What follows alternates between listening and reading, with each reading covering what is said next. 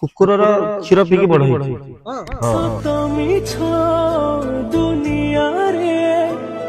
ଇଏ ତାକୁ କ୍ଷୀର ଦଉଛି ଦବା କଥା ନୁହେଁ, ସେ କ୍ଷୀର ଦେଇକି ୟାକୁ ବଡ କରୁଛି ମାନେ ତାଠୁ ବଡ ଉଦାହରଣ କଣ ଅଛି ଆଉ ଦୁନିଆରେ।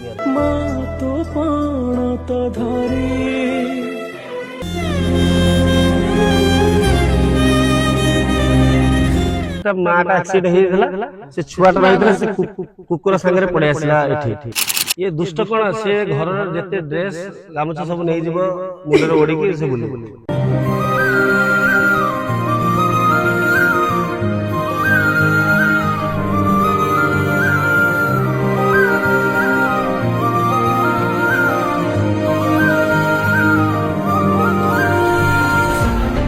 ସବୁ ଡ୍ରେସ ନେଇକି କୁକୁରକୁ ଦେଇଦିଏ।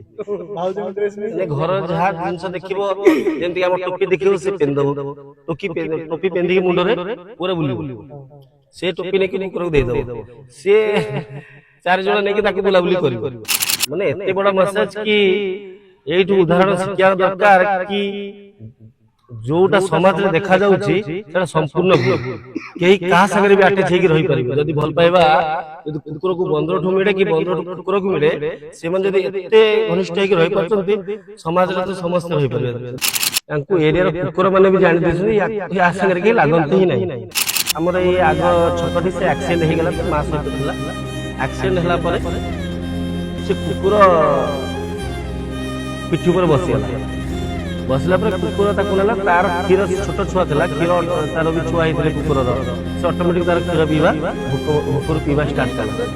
ହେଲେ ଏମିତି ଭଲ ପାଇବା କୁକୁର ବନ୍ଦରରେ ଆମେ କୋଉଠି ଦେଖିନଥିଲୁ, ଯାହା ମୁଭିରେ ଟିକେ ଦେଖିଥିଲୁ, ଏନା ପ୍ରକୃତିରେ ଆମେ ଦେଖୁଛୁ। ମଣିଷ ଆକ୍ଚୁଆଲି ଏଇ ପଶୁ ଶିକ୍ଷା ଦରକାର। ଆକ୍ଚୁଆଲି ଆମ ସେ ଯୋଉ କୁକୁର ଦେଖିଛ, ସେ ତା ନାଁ ହଉଛି ଲାଇଗର, ଆଉ ସେ ଯୋଉ ବନ୍ଦର ଦେଖିଛ ତା ନାଁ ହଉଛି ରେଞ୍ଚୋ। ସେ ଦି ଜଣକୁ ପରସ୍ପରକୁ ଏତେ ଭଲ ପାଇ ଯାଇଛନ୍ତି କି ଦି ଜଣ ତାଙ୍କ ବିନା ରହି ପାରୁନାହାନ୍ତି। କୁକୁର ଆଉ ବନ୍ଦର ଜମା ବି ପଡେନି। ଏଇଟା ଗୋଟେ ମୋ ହିସାବରେ ଉଦାହରଣ କି କୁକୁରର ବନ୍ଦର ଏତେ ଭଲ ବଣ୍ଡିଙ୍ଗ ଆପଣ ଦେଖିପାରୁଥିବ ଦି ଜଣ ଦେଖିକି। ଆଉ ଏ କୁକୁରଙ୍କୁ ବି କେହି କିଛି କହିଲେ ମାନେ ସେ ବନ୍ଦର ଚଢି ବସେ, ଆଉ ବନ୍ଦରକୁ ବି କେହି ଟଚ୍ କଲେ ମାନେ ସେ କୁକୁର ମାନେ ବି ଛାଡିବେନି। ଏତେ ପରସ୍ପର ଭିତରେ ଭଲ ପାଇବା ଅଛି। ଆମେ ଦେଖୁଥିଲୁ ରାସ୍ତା ଉପରେ କୁକୁର ଉପରେ ସେ ମାଙ୍କଡଟି ବସିକିରି ଆସୁଥିଲା, କ୍ଷୀର ବି ଖାଉଛି ସିଏ। ଇଏ ଆକ୍ଚୁଆଲି କୁକୁରର କ୍ଷୀର ପିଇକି ବଡ ହେଇଛି। ହଁ, ଆଉ କେମିତି କଣ ଆପଣ ପାଇଥିଲେ ନା କଣ? ପାଇନଥିଲେ, ସେ ଆକ୍ଚୁଆଲି ତା ମାଟା ଆକ୍ସିଡେଣ୍ଟ ହେଇଥିଲା, ସେ ଛୁଆଟା ରହିଥିଲା, ସେ କୁକୁର ସାଙ୍ଗରେ ପଳେଇ ଆସିଲା ଏଠି। ଆସିଲା ପରେ କୁକୁର ତାକୁ କ୍ଷୀର ଦେଲା, ସବୁ ଦେଲା, ପୁରା ମା ଭଳିଆ ତା ଯତ୍ନ ନେଇକି ତାକୁ ରଖିଛି। ଆଉ ଏ କୁକୁର ବିନା କୁଆଡେ ଯାଉନି ବି, ଯୁଆଡେ ବି ଯାଏ କୁକୁର ଉପରେ ବସିକି ଯାଏ। ମେଳା ଯାଆନ୍ତି, ସବୁ ଜାଗାକୁ ଯାଆନ୍ତି, ଛକ ବଜାର ସବୁଆଡେ ବୁଲନ୍ତି। ତାଙ୍କୁ ଏରିଆର କୁକୁର ମାନେ ବି ଜାଣି ଦେଇଛନ୍ତି ୟା ସାଙ୍ଗରେ କେହି ଲାଗନ୍ତି ହିଁ ନାହିଁ। ତାର ଗୋଟେ ସାଙ୍ଗ ଅଛି, ଖୋଲା ବୁଲୁଛି, ତାକୁ କୌଣସି ରୋକଠୋକ ନାହିଁ, କାହାକୁ କାମୁଡା କାମୁଡି କି ହଇରାଣ ଏସବୁ ବି ନାହିଁ ତାର। ହଁ, ନିଶ୍ଚିତ ଭାବେ ଏତେ ଭଲ ପାଇବା ଦେଖିଲେ ବି ଖୁସି ଲାଗୁଛି, ଯାଉନି ବି। ଆପଣ ଜାଣିଥିବେ କି ଏଇ ଯୋଉ ମାନେ ବାହାର ପଶୁଙ୍କୁ ପାଳିବାଟା ଗୋଟେ ବନ୍ୟ ପ୍ରାଣୀ ପାଳିବା ଗୋଟେ ଅପରାଧ ବୋଲିକା। ନିଶ୍ଚିତ ଭାବେ କଣ ଆକୁ ଶିଙ୍କୁଳି ପକେଇକି ଘରେ ପାଳୁଛନ୍ତି? ନା ନା ନା, ଆପଣ ଦେଖିପାରୁଥିବେ, ଦେଖ ସେ ରୋଡରେ ବୁଲୁଛି ଆଜାଦ ହେଇକି। ସେ ଆକ୍ଚୁଆଲି ସେ କୁକୁରକୁ ପୁରା ଗୋଟେ ପରିବାର ଭଳିଆ ଭାବି ଦେଇଛି। ତା ଯେତେ ତାର କୁକୁରର ପିଲାମାନେ ଅଛନ୍ତି ତାଙ୍କ ସାଙ୍ଗରେ ସେ ଖେଳା ଦୋଡା ହେଇକି ପୁରା ହାପିନେସ ରେ ଥାଏ। ଆମେ ଓଲଟା ତାକୁ ଖାଇବା ଅଗୁର ସେଉ ସବୁ ଆଣିକି ଦଉଛୁ, ବାକି ସେ ତା ସାଙ୍ଗରେ ଆପଣ ଦେଖିପାରୁଥିବେ ସେ କୋଉ ତାର କଣ କିଛି ଅଛି, ସେ ପୁରା ଖୋଲା ଆଜାଦ। ତା ଇଚ୍ଛା ଅଛି ସେ ରହୁଛି, ନହେଲେ ସେ କୁକୁର ସହିତ ଯାଉଛି ବୁଲିବା ପାଇଁ। କେମିତି କଣ ମାନେ ପ୍ରଥମ ଦେଖା କେମିତି ହେଇଥିଲା? ପ୍ରଥମ ଦେଖା ଇଏ ଆମର ଏଇ ଆଗ ଛକଟି ସେ ଆକ୍ସିଡେଣ୍ଟ ହେଇଗଲା, ତ ମା ସହିତ ଥିଲା। ଆକ୍ସିଡେଣ୍ଟ ହେଲା ପରେ ସେ କୁକୁର ପିଠି ଉପରେ ବସିଲା ପରେ କୁକୁର ତାକୁ ନେଲା, ତାର କ୍ଷୀର, ସେ ଛୋଟ ଛୁଆ ଥିଲା, କ୍ଷୀର ତାର ବି ଛୁଆ ହେଇଥିଲେ କୁକୁରର, ସେ ଅଟୋମେଟିକ ତାର କ୍ଷୀର ପିଇବା ଭୋକରୁ ପିଇବା ଷ୍ଟାର୍ଟ କଲା। ହଁ, ସେଥିପାଇଁ ତାର ବି ଛୁଆ ଜନ୍ମ ହେଇଥିଲେ କୁକୁରର, ସେ ଆଉ ମାକୁ ତ ପାଇଲାନି, ୟା କ୍ଷୀର ପିଇକି ବଡ ହେଲା। ଆଜି ପର୍ଯ୍ୟନ୍ତ ତା ସହିତ ଅଛି, ଆଉ ତା ସହିତ ତା ପିଲା ଛୁଆ ସହିତ ସମସ୍ତଙ୍କ ସହିତ ସେ ଅଛି।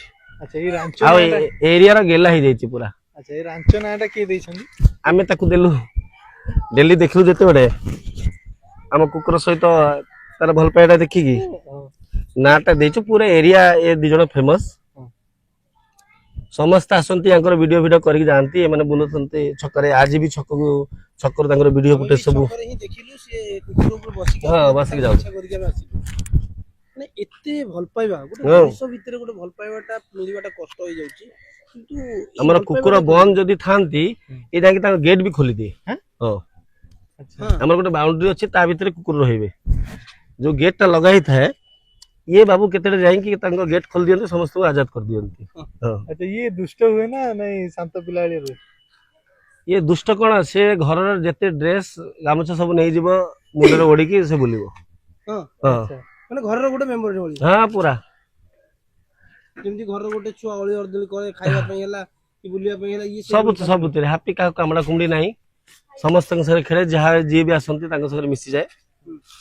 ଆଉ ଏଇଠି ଗୋଟେ ଡକ୍ଟର ଅଛନ୍ତି, ସେ ତାଙ୍କୁ ଦେଖିଲେ ତାଙ୍କ ଘରକୁ ଯାଏ, ସେଠି ଖାଇବା ପିଇବା କରିକି ପୁଣି ଆସେ, ଚାରିଆଡେ ବୁଲେ। ଆଚ୍ଛା ଭାଇ ଏମାନେ କେବେ ଏମିତି ହେଇଛି ଯେ ମେଳା ବୁଲିଛନ୍ତି କି ଏମିତି କେବେ? ହଁ, ଏଠି ଗୋଟେ ମେଳା ଲାଗିଥିଲା, ହଜାର ହଜାର ଲୋକ ଥିଲେ, ତା ମଝିରେ ଏ ଦି ଜଣ ବାବୁ ଚାଲିଲେ। ସେଠି ଯାଇକି ଲୋକ ଖୁସିରେ ତାଙ୍କୁ ଖାଇବା ପାଇଁ ଦେଲେ, ଖାଇ ପିଇକି ପୁରା ପୁରା ପ୍ରତ୍ୟେକ ଦିନ ମୀନା ବଜାର ଯାଉଥିଲେ। କିନ୍ତୁ ୟାଙ୍କ ସହିତ ତ ସମସ୍ତେ ସେଲ୍ଫି ନେବା ପାଇଁ ବୋଲି ତ ଭିଡ ଜମି ଯାଉଛି। ହଁ, ହଉଛି, ମାନେ ଇଏ ଗୋଟେ ବହୁତ ଭାଇରାଲ ହେଇଗଲେଣି ଏମାନେ। ମାନେ ଲୋକାଲରେ ଏଇଟା ମିଡିଆ ମାଧ୍ୟମରୁ ପୁରା ସେ ଓଡିଶାରେ ଫେମସ ହେଇଯିବ ମତେ ଲାଗୁଛି। ହେଲେ ଏମିତି ଭଲ ପାଇବା କୁକୁର ବନ୍ଦରରେ ଆମେ କୋଉଠି ଦେଖିନଥିଲୁ। ଯାହା ମୁଭିରେ ଟିକେ ଦେଖିଥିଲୁ, ଏଇନା ପ୍ରକୃତିରେ ଆମେ ଦେଖୁଛୁ। ଆଚ୍ଛା ଭାଇ ଇଏ ଗୋଟେ ବଡ ମେସେଜ ମଣିଷ ସମାଜକୁ ଦଉଛନ୍ତି। ମାନେ ଏତେ ବଡ ମେସେଜ କି ଏଇଠୁ ଉଦାହରଣ ଶିଖିବା ଦରକାର କି ଯୋଉଟା ସମାଜରେ ଦେଖାଯାଉଛି ସେଟା ସମ୍ପୂର୍ଣ୍ଣ ଭୁଲ। କେହି କାହା ସାଙ୍ଗରେ ବି ଆଟାଚ ହେଇକି ରହିପାରିବେ। ଯଦି ଭଲ ପାଇବା ଯଦି କୁକୁରକୁ ବନ୍ଦରଠୁ ମିଳେ କି ବନ୍ଦରଠୁ କୁକୁରକୁ ମିଳେ, ସେମାନେ ଯଦି ଏତେ ଘନିଷ୍ଠ ହେଇକି ରହିପାରୁଛନ୍ତି, ସମାଜରେ ତ ସମସ୍ତେ ରହିପାରିବେ ଯଦି ୟାଙ୍କ ଭଳିଆ ଭଲ ପାଇବା ଆପଣେଇଲେ। ଆଚ୍ଛା କିନ୍ତୁ ଏଠି ଯଦି ଦେଖିବା ମଣିଷ ହିନ୍ଦୁ ମୁସଲିମ ଭିତରେ ଝଗଡା ହଉଛି, ଏଠି ମଣିଷ ପରସ୍ପର ଧନୀ ଗରିବ। ମଣିଷ ଆକ୍ଚୁଆଲି ଏଇ ପଶୁଠୁ ଶିଖିବା ଦରକାର। ଏବେ ମଣିଷ ପଶୁ ହେଇଗଲେଣି ଆଉ ପଶୁ ମଣିଷ ହେଇଗଲେଣି। ଦେଖିବା ତ ୟାଙ୍କ ପାଖରେ ତ ତାଙ୍କଠୁ ବେଶୀ ଜ୍ଞାନ ଅଛି। ଏମାନେ ଏତେ ପଢିଲା ପରେ ବି ଏତେ ମିଶିକି ରହୁଛନ୍ତି। ଇଏ ତାକୁ କ୍ଷୀର ଦଉଛି, ଦବା କଥା ନୁହେଁ, ସେ କ୍ଷୀର ଦେଇକି ୟାକୁ ବଡ କରିଛି, ମାନେ ତାଠୁ ବଡ ଉଦାହରଣ କଣ ଅଛି ଆଉ ଦୁନିଆରେ ସମାଜରେ? ସବୁ ସମାନ। ତ ଏଠି କୁକୁର ମାଟି ସେଥିପାଇଁ ଆମେ ସମସ୍ତଙ୍କୁ ବି ଏଇ ଭାଇଚାରାରେ ବଞ୍ଚିବା ଦରକାର। ଇଏ ଯୋଉ ପ୍ରକାର ଜାତି ଧର୍ମକୁ ନେଇକି ଗୋଟେ ଖରାପ ମେସେଜ ଥାଏ, ତାକୁ ଦୂର କରିକି ମଣିଷ ହିଁ ସବୁଠୁ ବଡ, ଏଇ ଉଦାହରଣରେ ବଞ୍ଚିବା କଥା। ମଣିଷ ହିଁ ଗୋଟେ ଜାତି, ମଣିଷ ହିଁ ଗୋଟେ ଧର୍ମ ନା କଣ? ବାସ୍ ନିହାତି ଭାବେ। ଓକେ ଭାଇ ଏଇ ଦୁଇ ଜଣଙ୍କ ଏଇ ଯୋଉ ମାଙ୍କଡ ରାଞ୍ଚୋ, ତାର ସିଏ ଆପଣଙ୍କ ଜୀବନରେ ଆସିଲା ପରଠୁ ଆପଣଙ୍କର କିଛି ଡେଭଲପମେଣ୍ଟ କିଛି ଲକି ବୋଲି ଭାବନ୍ତି କି ସେ ମାଙ୍କଡ? ଦେଖ ଦୁନିଆରେ ଯିଏ ଆସିବେ ସେଟା ଭଲ ପାଇଁ ଆସନ୍ତି, ଆଉ ନିଶ୍ଚିତ ଭାବେ କିଛି ଖରାପ ତ ହେଇନି। ଯାହା ଯେମିତି ଥିଲା ସବୁ ଠିକ ଚାଲିଛି, ଭଲ ଚାଲିଛି, ଆଉ ଖୁସି ଲାଗେ ମନ ଗୋଟେ ଏମାନଙ୍କ ଭଲ ପାଇବା ଦି ଜଣଙ୍କୁ ଦେଖିଲେ ଖୁସି ଲାଗେ। ଯେତେବେଳେ ବି ଆପଣ ମାଇଣ୍ଡ ଟା ପୁରା ହାପି ହଁ, ରହୁଛି। ଏଠି ଯିଏ ବି ଯାଉଛି ମାନେ ଆମ ଘରେ ଏ ରୋଡରେ ଗଲା ମାନେ ସେ ଟିକେ ରହିବ, ନିଶ୍ଚିତ ଭାବେ ଟିକେ ଦେଖିବେ ୟାଙ୍କ ଦି ଜଣଙ୍କର ଭଲ ପାଇବା ଦେଖିକି ସମସ୍ତେ ଛିଡା ହେଇଯାନ୍ତି। ଆପଣଙ୍କ ଘରେ କେତେ ଜଣ ପରିବାର କିଏ କିଏ ଅଛନ୍ତି? ଆମ ଘରେ ବାପା, ବୋଉ, ଭାଇ, ଭଉଣୀ, ୱାଇଫ ଆଉ ପିଲା ଛୁଆ ସମସ୍ତେ। ଆପଣ ବିବାହିତ? ସମସ୍ତେ। ଆଚ୍ଛା ଆପଣ ସିନା ମାଙ୍କଡକୁ ଭଲ ପାଉଛନ୍ତି, ଆପଣଙ୍କ ସ୍ତ୍ରୀ କଣ ଭଲ ପାଉଥିବେ? ଆରେ ଭଲ ଜିନିଷକୁ ସମସ୍ତଙ୍କୁ ଭଲ ଲାଗିବ, ଯୋଉଟା ଖରାପ ଜିନିଷ କାହାକୁ ଭଲ ଲାଗିବନି। ତାଙ୍କ ଭଲ ପାଇବା ଦେଖିଲେ ମୁଁ କଣ ସାରା ଦୁନିଆ ଭଲ ପାଇବ। ଆଚ୍ଛା ନାଇଁ ଭାଉଜ ଏମିତି କୁହନ୍ତିନି ଯେ କଣ ଗୋଟେ କୁକୁର ମାଙ୍କଡ ଆସିକି ରହୁଛନ୍ତି ସିଏ ହଉଛି?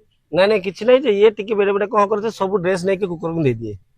ଭାଉଜଙ୍କ ଡ୍ରେସ ନେଇଯାଏ? ଘର ଯାହା ଜିନିଷ ଦେଖିବ, ଯେମିତି ଆମ ଟୋପି ଦେଖିବ ସେ ପିନ୍ଧିଦବ, ଟୋପି ପିନ୍ଧିକି ମୁଣ୍ଡରେ ପୁରା ବୁଲିବ, ସେ ଟୋପି ନେଇକି କୁକୁରକୁ ଦେଇଦବ, ସିଏ 4 ଜଣ ନେଇକି ତାକୁ ବୁଲାବୁଲି କରିବେ। ଖାଇବା ପିଇବାରେ କେମିତି କଣ କରନ୍ତି? ଖାଇବା ପିଇବା ତାକୁ ଦିଅନ୍ତି, ଯାହା କୁକୁରକୁ ଦିଆହବ ସେ ନିଜେ ଖାଇଦବ ତାଙ୍କ ସାଙ୍ଗରେ ମିଶିକି। ଓହୋ ମାନେ ଗୋଟିଏ ଥାଳିରେ 2 ଜଣ ଖାଆନ୍ତି? ହଁ ଖାଇଦିଅନ୍ତି, ତାଙ୍କର ଅଲଗା ବି ଦିଆ ହୁଏ, ପୁଣି ତ ତାଙ୍କ ସାଙ୍ଗରେ ଖାଏ ଆଉ। କେବେ ଏମିତି ଦେହ ଖରାପ ହେଇଛି ମାଙ୍କଡର କି? ନା କେବେ ନାହିଁ, ଦେହ ଖରାପ ଯାହା ସାଙ୍ଗରେ ଭଗବାନ ଅଛନ୍ତି ତାଙ୍କର କଣ ହବ, କିଛି ହବନି।